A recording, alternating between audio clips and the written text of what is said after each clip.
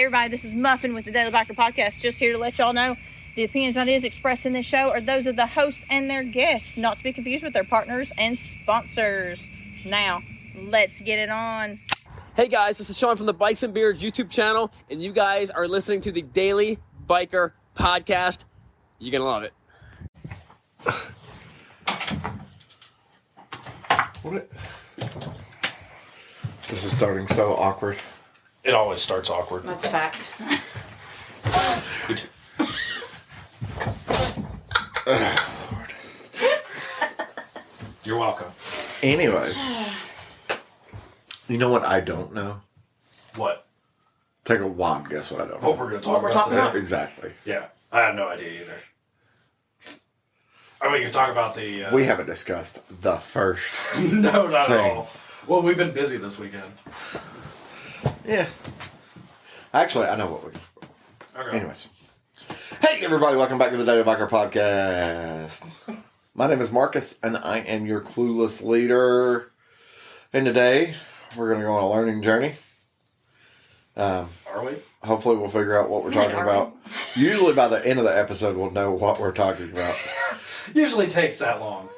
Yeah. Otherwise, today I have Miss Muffin Hey y'all. and Daniel. Hey there. Why, though? What? Why do I have you? I don't know why you have. We have been together all day. We have been together, and all of yesterday, too. Yeah. Wow. Getting tired of you. So, I have to get some new friends. speaking of... Trying to try that, it didn't work. Yeah. You tried. Lewis didn't show up. So, but yesterday, yeah, keep going with your club tails or whatever that is. That's seltzers. I don't know. I've got a Dr. Pepper. Do you want a twisted tea? I got one in the garage. No, I'm good. So don't We're play playing footsie with footsie. me. Anyways, so yesterday at the shop though, we had our first of our Pan America seminars. Mm-hmm. So, you know, I think stuff like that, and we're going to do a lot more seminars at the shop, but like we're having Well, this one's the first of a series, correct? first of three Okay. seminars. Because I saw the But- flyer. Right, but we're going to have, obviously, we're going to do other seminars and stuff like that. But like on October 29th, we're having our second of the series for the Pan America.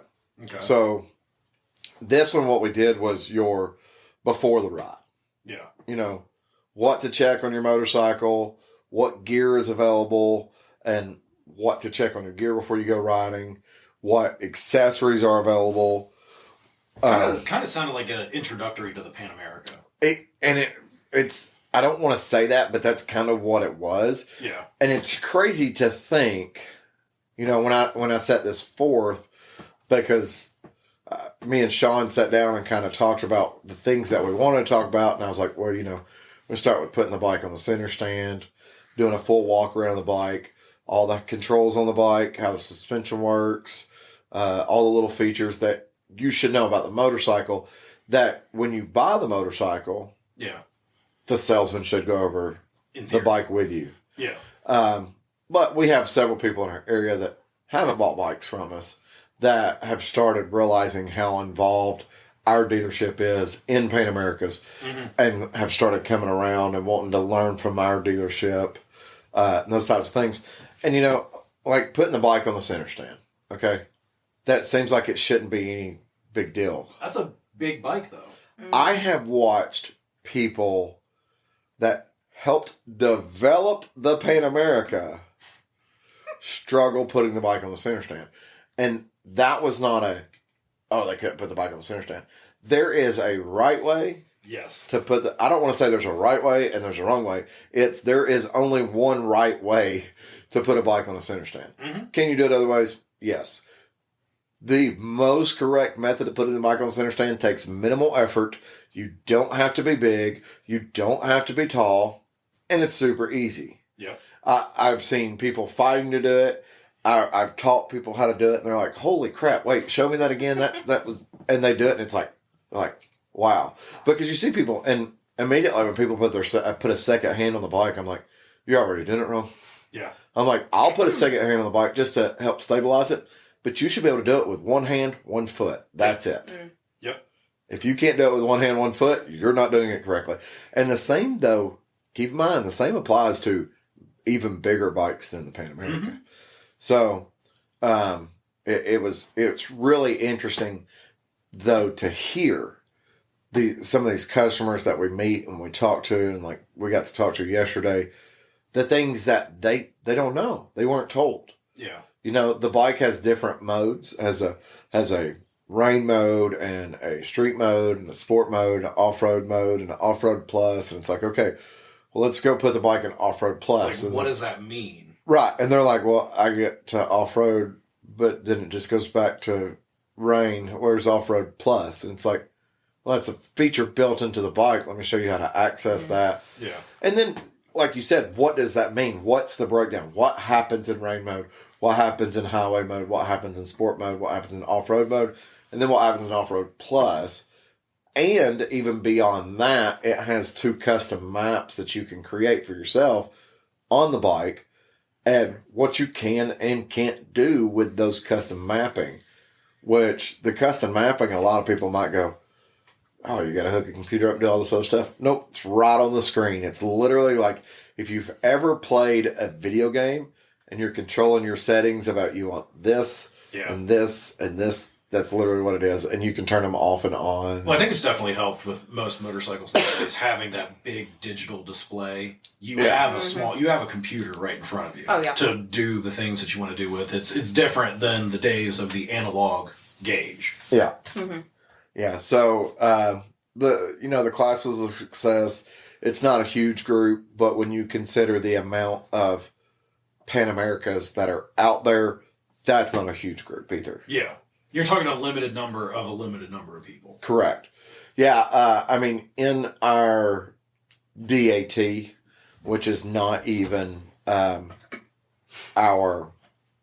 think just here. Yeah. It's everyone that lives inside of our, what they call the quote unquote reachable area. It's a very minimal number. Not if you know or not, but how many have you guys sold at White Lightning of the Pan Americas? I know it's a roundabout number because they seem to move pretty quickly. Yeah, but the thing about it is getting them in at the same time.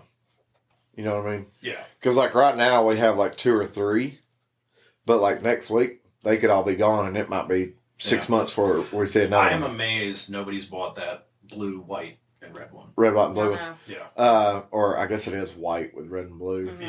Yeah. There's a lot of people that like it. Here's the thing with that one, though, and me and Sean have discussed this. When I see that bike, I don't want to take that thing off-road. I want to ride it, but I don't want to take it off-road. Oh, absolutely. Oh, yeah. So, it's kind of like lifting a Volkswagen All-Track and putting mud tires on it. It's like, that's just something you don't do. People do that. It's just something all you the don't time. do. It's like putting a 6-inch lift on a Subaru and saying, "Shut, bro." There's a guy in town with that. I'm overlanding. Overlanding. Yeah. Stick to, if you're going to lift a Subaru, it's a 1/2-inch cool spacer setup so you can run the aggressive tires so you can rally in the woods. That's all you need. That is all you need. Besides a giant spoiler in blue with a giant neon yellowish green paint scheme going on the side. Unless you want to paint the car yellow and do the old school, or it's not yellow, it's like I don't know what you call it. It's kind of a yellow. The old, like, camel trophy scheme. Oh. Yeah. Because they did that on a couple Subaru WRX's early rally days. And that was before we started getting them. That was like the RS 2.5 mid-90s. Yeah. Yeah. Those are good. Yeah. That would be a dope livery to have on a newer WRX.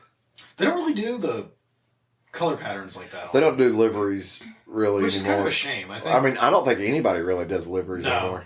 No, on most cars. But I mean, you used to be able to get, the Martini livery.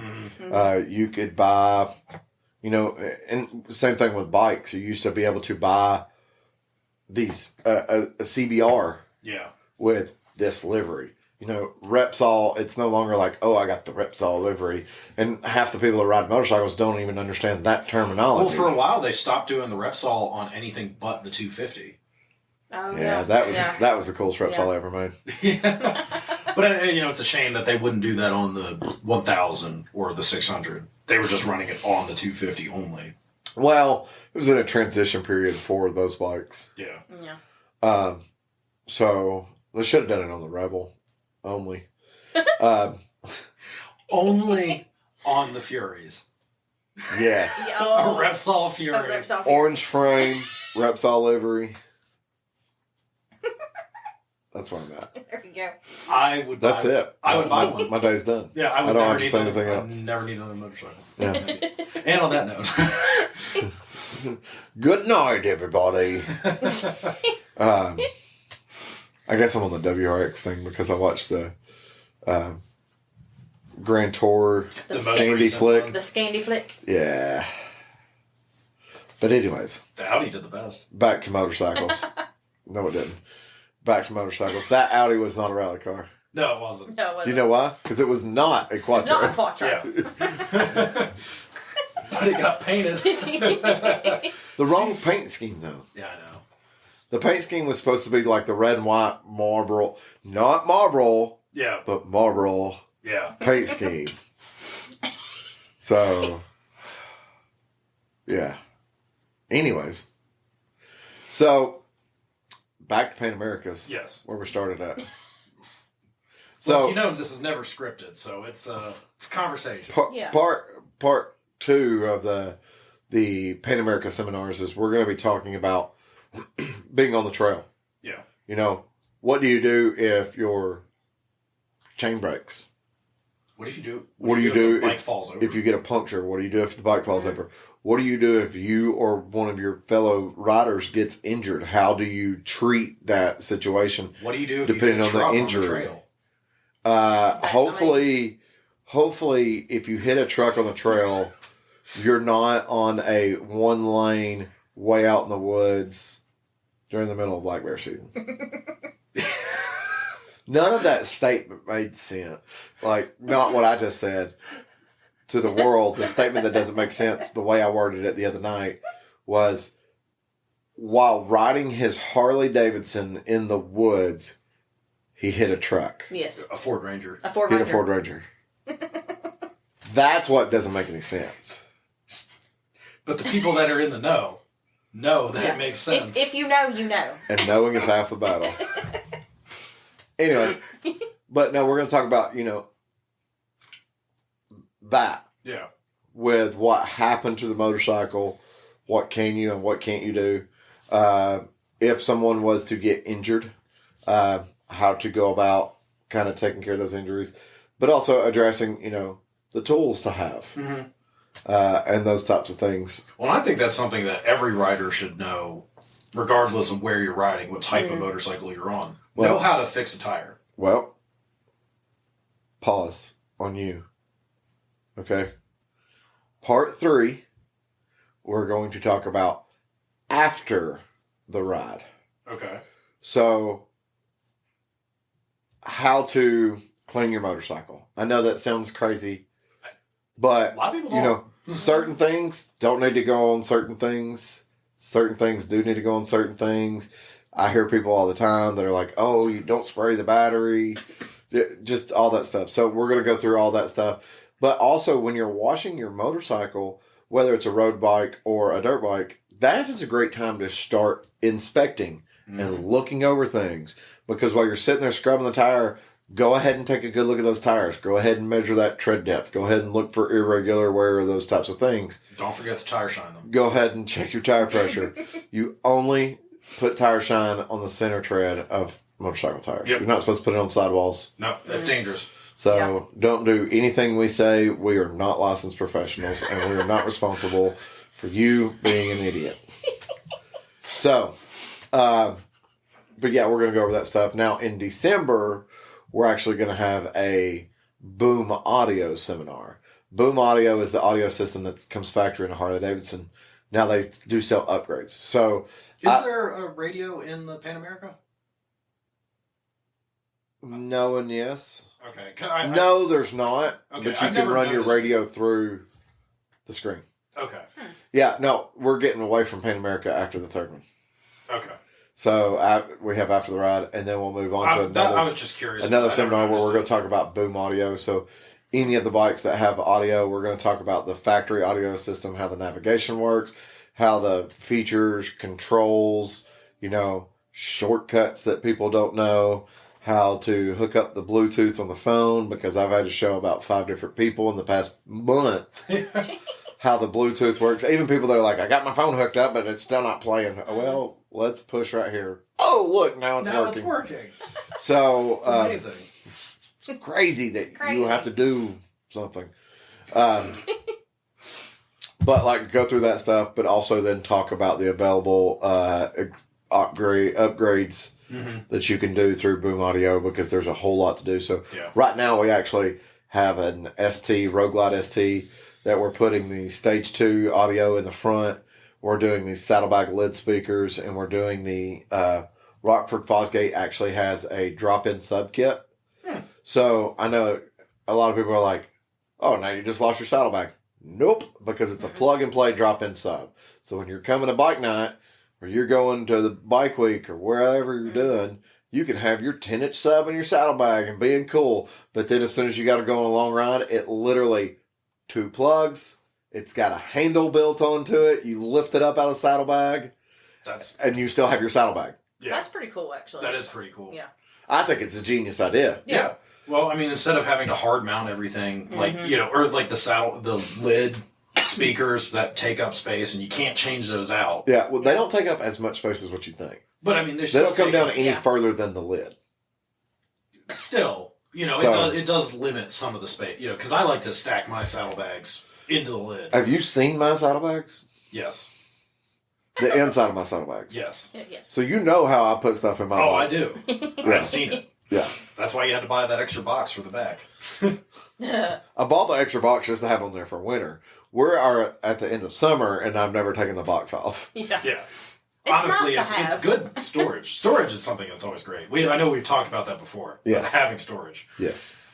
So, but yeah, we're gonna. But that sounds like a very good like set of events. So is it just going to be the 4 or 5 events for the Pan? Yeah. We have 3 for the Pan America. We've already done 1. Okay.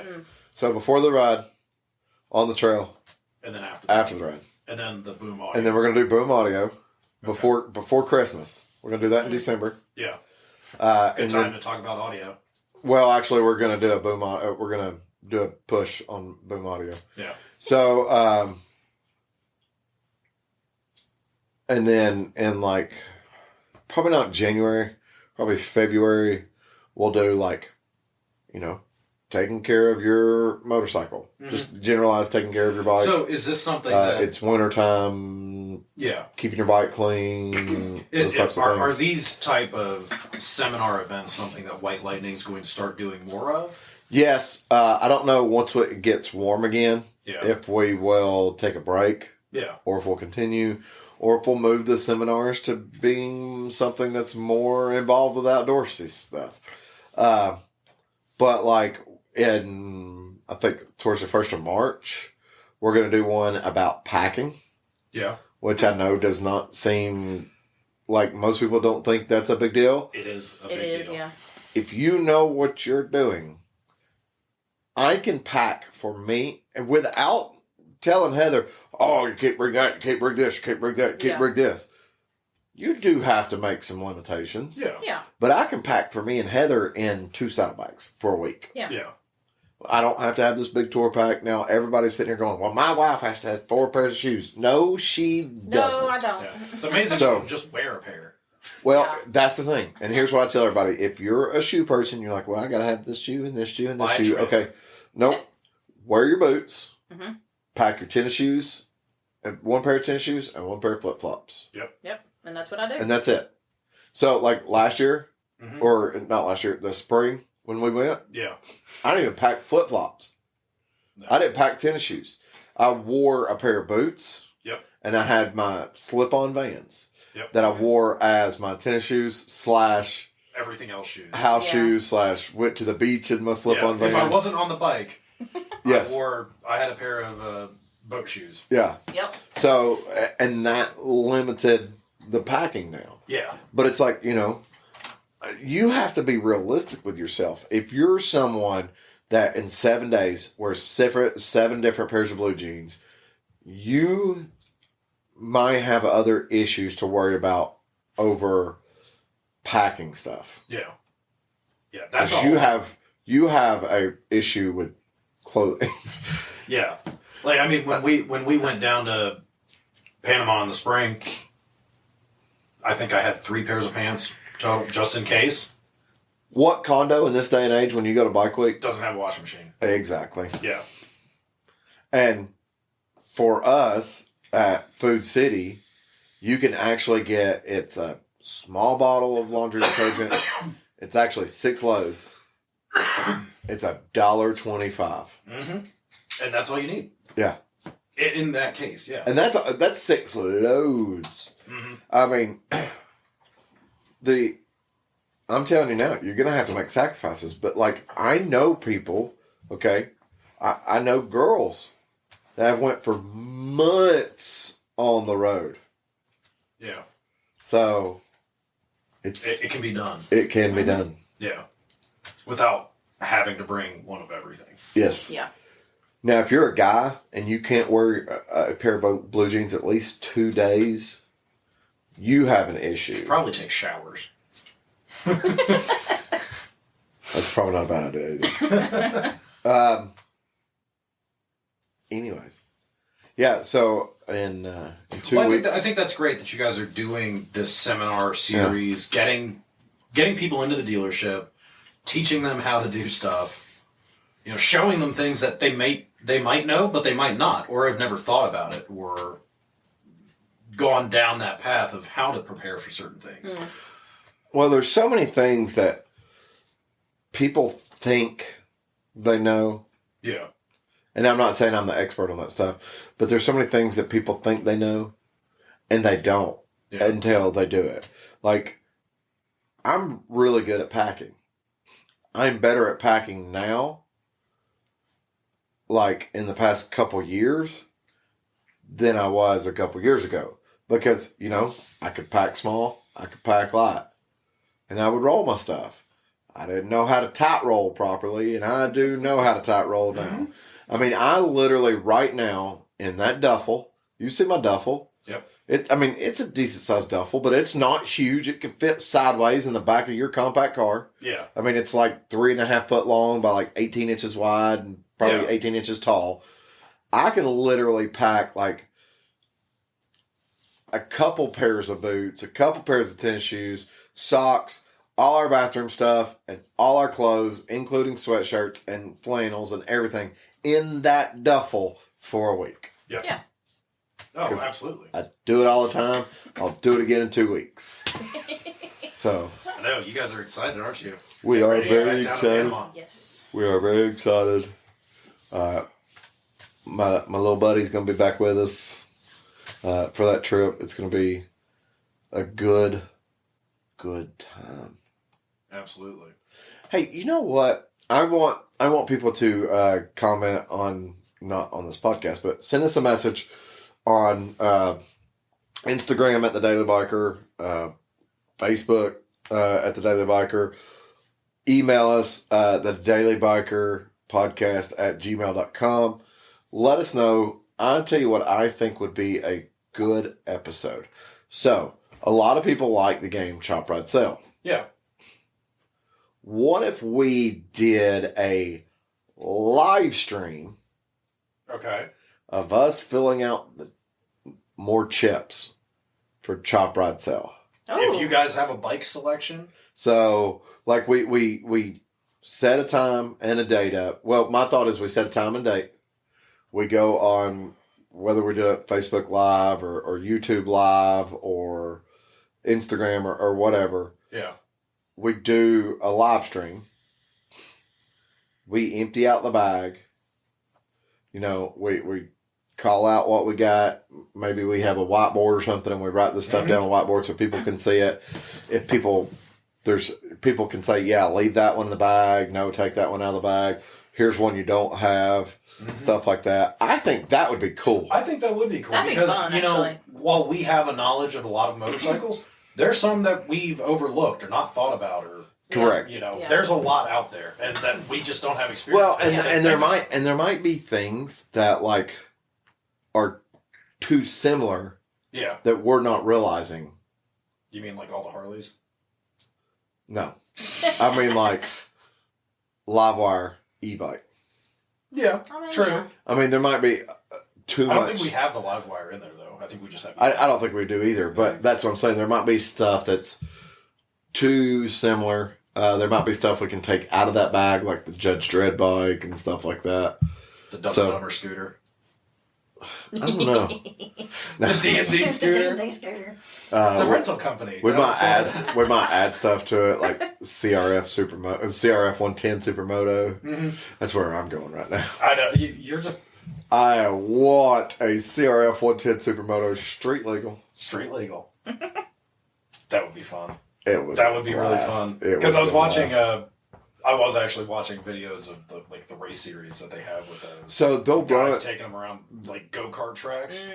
So they're running like 55 or 60 miles an hour, which obviously it's not that fast when you consider a racetrack. But if you put that thing on the street, Yeah. 60 miles an hour on a CRF 110. I mean that's Grom speed. Oh yeah. Yeah. Well, not with me on a Grom. I'm too fat for a Grom. 35. 35. But anyways, You're not able to catch up to the truck. we're gonna play a game. But yeah, send us messages. Let us know what y'all think of that doing the live stream. I think it would be fun.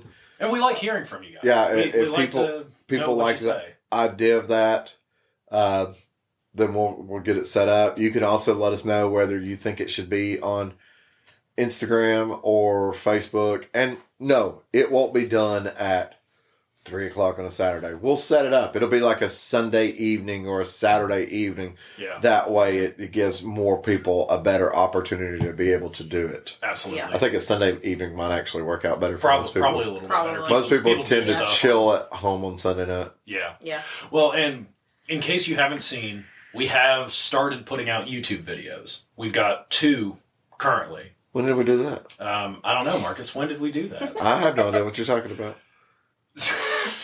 Yes. So we put out one about our first impressions and a ride on the Sportster S, the new Sportster S. And then Yes. we recently put up another YouTube video about our recent ride to the Skyway. We went to the Skyway? We did. We did. You would only know that if you listened to the last podcast. Wow. I know. It's crazy. We actually did do stuff last weekend. So Is that what? yeah, that was last That weekend. was last week. I know. This week's flown by. Yeah. Yeah. I mean, it's already Sunday. Tomorrow's Monday, which means we have work. Don't Oh remind no, me. we have Don't work. remind- Y'all have work. Yeah. But I have a couch. yes. Yes. You can start thinking of some more video ideas for YouTube. How about a live stream where we're redoing the Game Drop Right Sell? Look at that. There you go. And on that note, Yes. Everybody's like, what? Did they end? No, Daniel's getting our chips for us. Chips. These are plain Lays. I wanted Doritos. no Doritos for you. No Doritos for you, sir. Ooh. Oh. Fudge. Darn it. Okay. Yeah. No, you gave me some tough decisions here. Some tough I got- decisions. A really easy set. Of course you did. It's all random. It is all random. I know none of you guys listening to this can see what I did. I just randomly stuck my hand in there, grabbed out 3 chips for each of us. All right. I'm going to make Daniel have a heart attack, but Oh, goodness. Muffin, what you got? Well, Are you looking up your 3 chips? Which one are you looking up? the GPZ 900. Top Gun. Top Gun. Okay. Yeah. I know what that is. I know what that is. But then I have a Fury, a furry. Yeah. And a... Is it the Repsol edition? It's got to be the Repsol. It's got to be the Repsol. That's going to be the chop. Make the Repsol edition. And a CBX. That's the 6-cylinder Honda. The inline 6. Oh, but I do the KZ. Yeah. But it's a 6-cylinder. Oh. Yeah. Okay. Yeah. Gotcha. Instead of a 4-cylinder. Gotcha. Okay. Sounds like an F1 car. So I already know I'm going to sell that Fury. I'm selling the Fury. Did it. I'm selling that Fury. I was hoping it was going to be the Repsol Fury. You could have sold that thing to... I don't know who buys them. Anyways. I don't know who buys them. The people that live in Panama City Beach. Joey will buy. He will. It's fine. And then I'm okay. I'm just gonna ride that GPZ. Yeah. Good choice. And then I'll customize the CBX. I can do some stuff to it. Oh yeah, I've seen I can do a bunch of stuff to it. I've seen some dope ones. I've seen some inverted front suspension. Oh. Titanium exhaust. Yeah, I've seen guys build full Yeah. on cafe racers. Oh, Yeah. nice. Yeah, And CBXs. they're awkward to ride. They're but They're wicked cool, man. wicked cool. wicked cool. Wicked They awesome. sound good. That's all that matters. Do you want to go next? Or you want me to I can go next. Okay. Because mine's fairly easy. I have the Judge Dredd bike. I think that one needs to come out. I'm actually going to agree with you, and that's the one I'm going to sell. I have a Street Glide and a FJR. I know what he's doing. I'm just going to ride the FJR. Yep, I knew that was coming. And I'm going to have Marcus's bike. There Except you go. not the T-bars. I just can't. I don't. I still thought you were going to say, except no stickers. No, I'll take the No, it's stickers. just the T-bars. I'm gonna do carbon fiber on everything though. Everything's gonna have carbon fiber, but the side panels are still gonna have the stickers because I actually like the stickers. There you go. I think it's neat. So, my 3. Okay. I have a Tiger. Okay. I have a TL1000. Oh, And I have an XR750. Ooh. That's a tough one. that's it. Yeah. For 2 of those. I'm actually going to sell the XR750. Really? I figured you would have sold the Tiger. I've always liked Tigers. You've always wanted one. So, not a big Tiger, not a Tiger Explorer. Tiger 800 XC. Yeah. Love those things. I think those are some cool bikes. They are cool. I really want an ADV, so that would give me one. I would go out and thrash it. It might not even have a kickstand on it. TL1000. Ready to park? You know, TL1000 is becoming a collector motorcycle. I think they're super cool. I'd like to have one bone stock, just ride it around. Yeah. Those types of things. I might ride by the museum and visit the XR750 that I sold to the guy or something. It is shocking. Here's the problem with the XR750. The XR750 is a fantastic motorcycle. Yeah. But you have to keep in mind when you're looking at it, from the factory, that is not a street legal motorcycle. No. So if you're like, I'm just going to ride the XR, you're just going to ride it in your driveway or in your backyard. Yeah. So, because it's not street legal. I didn't know it wasn't street legal. An XR750 is the, like the flat track Yeah. I mean, I know what it is. series bike. For some reason, I thought they were... Well, depends on where you live, whether it's street legal or not. Well, Well, everything in Arizona is street legal. Lord. Hey everybody, this is Sean at White Lightning Harley Davidson. I want to thank you for listening to the Daily Biker Podcast. You can reach the podcast on Facebook or Instagram at The Daily Biker, or you can email the podcast at thedailybiker@gmail.com. Be sure to keep an eye on White Lightning Harley Davidson social media pages for the most up-to-date information on all our events and where you can find the boys.